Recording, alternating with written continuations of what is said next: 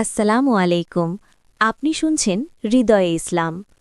নির্বাচন যতই ঘনিয়ে আসছে বাংলাদেশের ইসলামী রাজনীতিতে ততই বাড়ছে টানাপড়েন। জামায়াতে ইসলামীকে কেন্দ্র করে ইসলামী আন্দোলন বাংলাদেশ এবং খেলাফতপন্থী দলগুলোর সঙ্গে আসন বণ্টন নিয়ে তৈরি হয়েছে জটিলতা। প্রশ্ন উঠছে, একসাথে নির্বাচন নাকি আলাদা আলাদা পথে হাঁটা? সূত্র বলছে, ইসলামী আন্দোলন বাংলাদেশ শুরুতে বেশ বড় সংখ্যক আসনে প্রার্থী দিতে চেয়েছিল।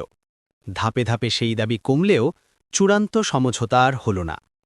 জামাত সর্বোচ্চ প্রায় ৪০টি আসনে ছাড় দিতে প্রস্তুত, কিন্তু এখানেই সৃষ্টি হয়েছে দ্বন্দ্ব। একটু থামুন, এটা কি শুধুই আসনের হিসাব নাকি আদর্শের প্রশ্ন? এই অবস্থায় আলোচনায় উঠে এসেছেন চরমোনাই পীর সৈয়দ মোহাম্মদ রেজাউল করিম এবং হেফাজতে ইসলামের আলোচিত নেতা মামুনুল হক। যাদের দিকে তাকিয়েছিল তৃণমূলের রাখো মানুষ, আজ তাদের অবস্থান নিয়ে তৈরি হয়েছে অনিশ্চয়তা। রাজনৈতিক বিশ্লেষকরা বলছেন, এই বিভক্তি শুধু দলগুলোর নয়, বরং পুরো ইসলামী রাজনীতির জন্য এক কঠিন পরীক্ষা। কারণ ইতিহাস বলে, ইসলামী শক্তি যখন বিভক্ত হয় তখন লাভবান হয় ইসলাম বিরোধী শক্তি। এখন দেখার বিষয়, ইসলামের বৃহত্তর স্বার্থে ঐক্য হবে নাকি আসন আর কৌশলের হিসাবেই ভেঙে যাবে সম্ভাবনার এই পথ। আপনি কি মনে করেন? মন্তব্যে লিখে জানান।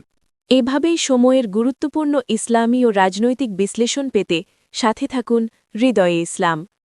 আল্লাহ আমাদের সবাইকে সঠিক সিদ্ধান্ত নেওয়ার তৌফিক দিন। আমিন।